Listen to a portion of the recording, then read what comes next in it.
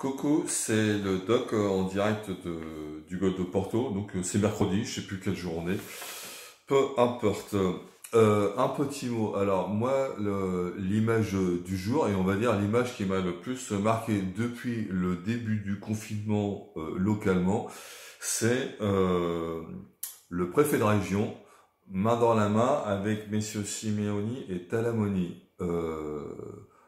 L'union sacrée quand enfin l'intelligence l'emporte, c'est-à-dire ce sont des hommes que tout oppose. D'un côté, le préfet qui représente un petit peu l'envahisseur français, de l'autre côté des gens indépendants nationalistes, donc qui sont un petit peu mal vus par la République française. Enfin, tout ça, tout ce débat est devenu complètement inutile. On voit que tous ces hommes ont un amour profond pour la Corse, comme je le souhaite et je l'espère nous tous, et que en fait ils ont tous mis leurs différends, leurs querelles de côté, et que rapidement il y a un bateau qui est arrivé avec 700 000 masques.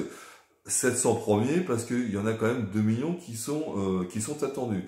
Le préfet a mis tout en ordre aussi de son côté pour accélérer la douane, etc. Tous les contrôles qui sont un peu indispensables, mais on va dire là, qui sont devenus secondaires. Je pense pas qu'il va y avoir 2 kilos de cocaïne dans les cartons.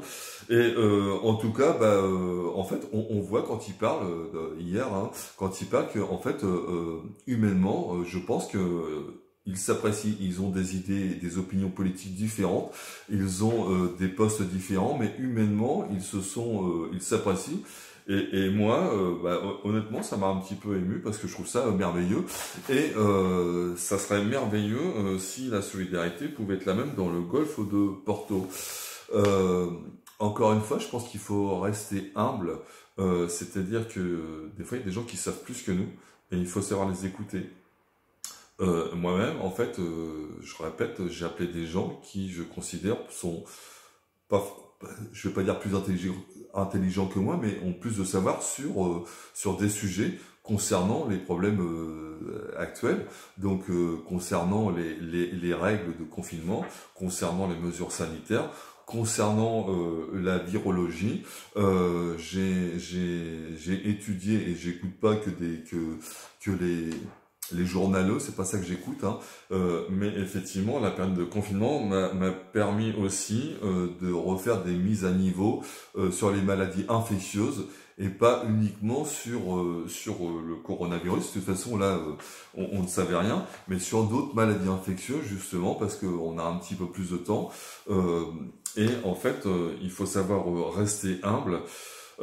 Certains ne comprennent pas en se disant mais pourquoi on devrait s'imposer des règles plus drastiques dans le golfe de Porto. Je rappelle que pour l'instant le golfe est a priori, hein, j'espère que ça va durer, mais il est préservé. Donc soit on s'en félicite et on se dit on s'impose des règles drastiques parce que on se doit de conserver les habitants, etc.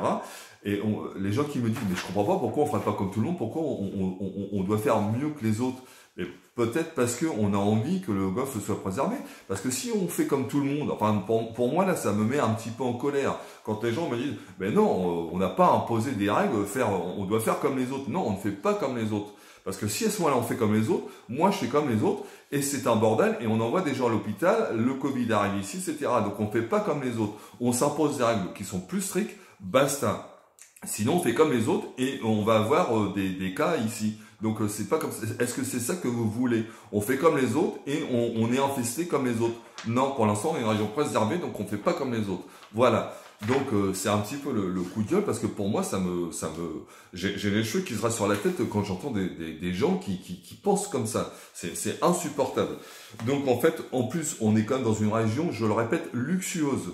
C'est-à-dire, quand je dis luxueuse, ça ne veut pas dire que tout le monde a un portefeuille bien garni. Ça veut dire qu'on a la chance d'avoir une région qui est unique, exceptionnelle, qu'on a des espaces, on ne vit pas dans 20 mètres carrés. On peut, même ceux qui sont dans des petites maisons de village, on peut quand même sortir dans la rue, dans le village, sans pour autant se marcher les uns dans les autres.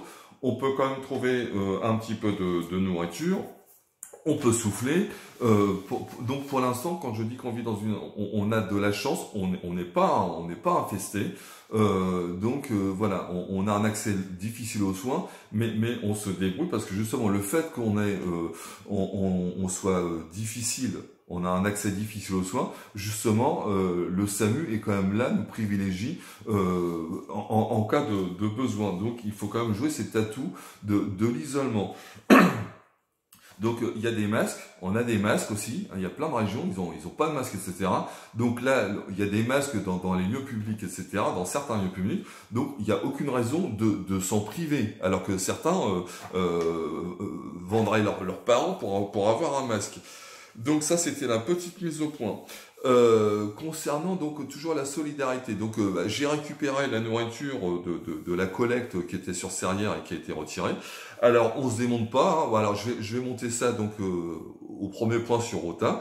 On se démonte pas, on va se la jouer comme mes maîtres là-bas, nageurs de combat, donc on va jouer en sous-marin et on fait pas de bulles, mais on va toujours maintenir le réseau en sous-marin et plutôt que de faire des collectes, on a quelques noms qui ont été des gens qui sont quand même en difficulté, on leur apportera de la nourriture. Donc j'ai appelé une ou deux personnes aussi là, ils ont dit pour l'instant ça va, mais s'ils ont besoin, ils sont plus au nord du Golfe, on leur apportera de la nourriture, on se débrouillera, on gère avec notre réseau de solidarité. Alors concernant l'école, on va dire, bon, j'avais déjà appelé Antoine parce que c'est logique, c'est pas mon boulot, le rectorat, etc. C'est pas mon boulot, mais c'est un peu normal de demander un petit peu aux uns aux autres comment ça va, les enfants comment ça va. J'ai pas d'enfants, mais c'est un peu normal de demander les enfants du camp comment ça va, etc. Donc la reprise de l'école, c'est un sujet qui est difficile. Alors là, je vais pas parler pour le collège et pour le lycée, c'est un autre débat. Mais pour l'école, il faut quand même penser, effectivement, et là, parce qu'on n'y pense pas, c'est qu'effectivement, il y a des enfants qui sont mieux à l'école que chez eux. Alors, il y a quand même des enfants qui sont battus chez eux, il y a des enfants qui sont violés, et c'est choquant pour tout le monde, enfin, c'est même pas pensable, mais c'est malheureusement une réalité. Donc, quand le président dit il y a des enfants qui seront mieux à l'école que chez eux, c'est malheureusement une triste réalité. C'est pas la majorité, mais il y a des homicides, il y a des infanticides, etc. Et quand on fait une règle, on l'applique pour tout le monde. Le truc, c'est que a priori, j'ai pas écouté non plus deux fois son allocution. Je suis pas maso non plus. Il dit, enfin, la question se pose. Je vais rappeler Antoine pour savoir, effectivement, là, les parents disent, on n'a pas envie d'envoyer nos enfants, on ne veut pas.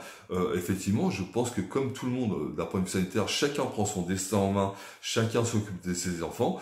Je pense que les parents, effectivement, ont libre choix de renvoyer les enfants à l'école actuellement, d'autant plus que c'est bientôt la fin de l'année scolaire.